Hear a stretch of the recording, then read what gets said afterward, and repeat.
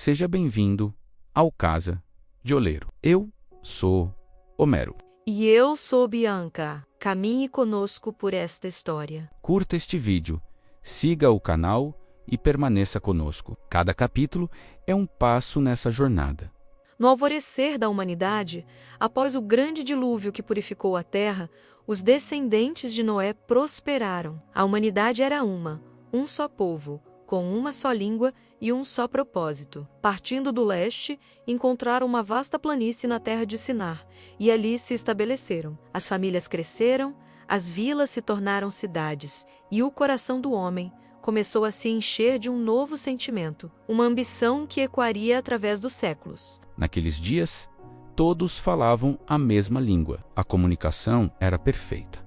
As ideias fluíam sem barreiras. Eles disseram uns aos outros: "Vamos, façamos tijolos e queimemo-los bem." Usaram tijolos em vez de pedras e betume em vez de argamassa. A engenhosidade humana florescia e com ela um plano audacioso começou a tomar forma. Um plano que não visava apenas construir uma cidade, mas desafiar os próprios céus. Então eles declararam: "Vamos construir para nós uma cidade, uma torre, cujo cume chegue até os céus. Assim, faremos um nome para nós mesmos, para que não sejamos espalhados por toda a face da terra." A motivação era clara: fama, glória e unidade forçada. Eles temiam a dispersão, o cumprimento do mandamento divino de encher a terra. Em vez disso, buscaram se concentrar, criar um monumento ao seu próprio poder e engenho, um símbolo de sua autonomia. A construção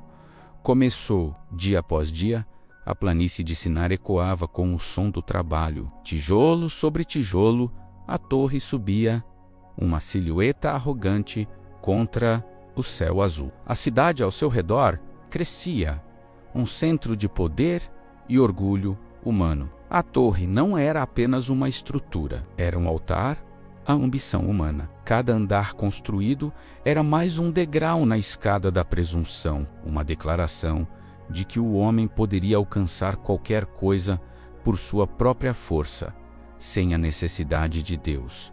O orgulho se tornou o ar que respiravam. Eles olhavam para a obra de suas mãos e se maravilhavam.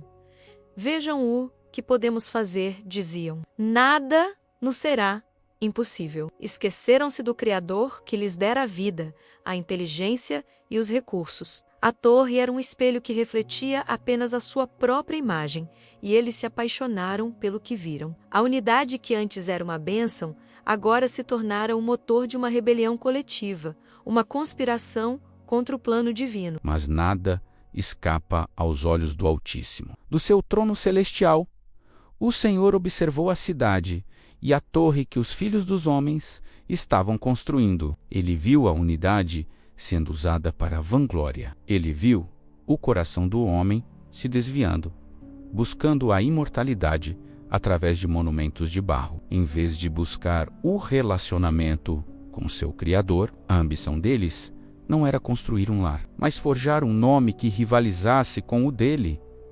E o Senhor desceu para ver a cidade e a torre. Não que ele precisasse se mover, pois tudo está patente diante dele. Mas o ato de descer significava uma intervenção direta, um julgamento iminente. Ele viu o potencial ilimitado da humanidade unida em rebelião. E o Senhor disse: "Eis que o povo é um, e todos têm uma só língua.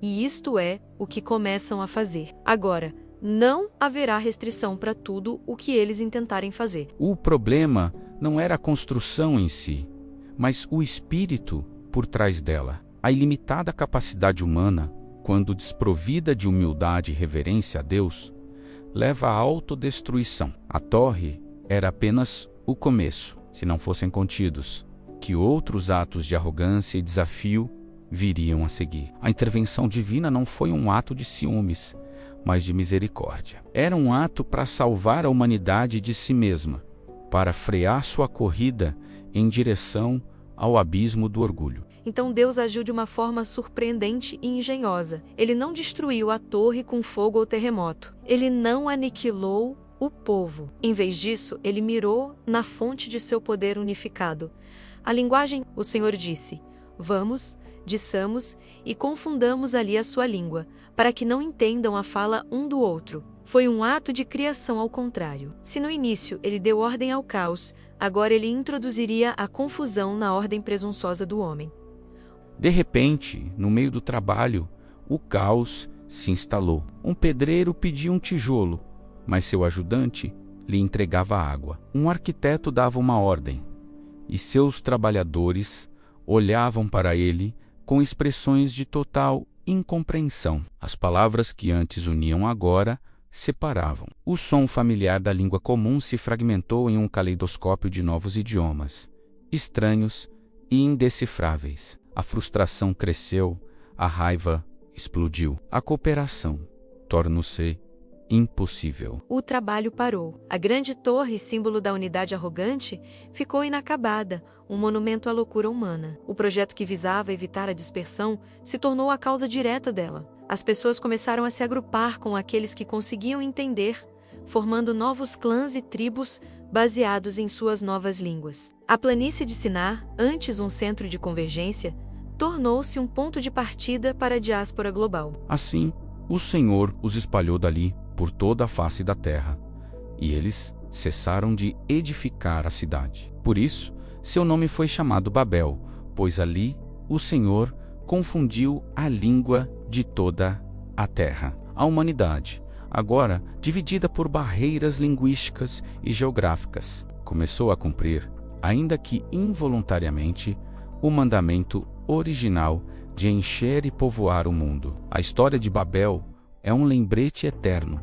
O orgulho precede a queda, e os planos de Deus sempre prevalecerão. É uma lição sobre a beleza da diversidade, nascida da correção de uma unidade mal direcionada, e um convite constante à humildade diante do Criador.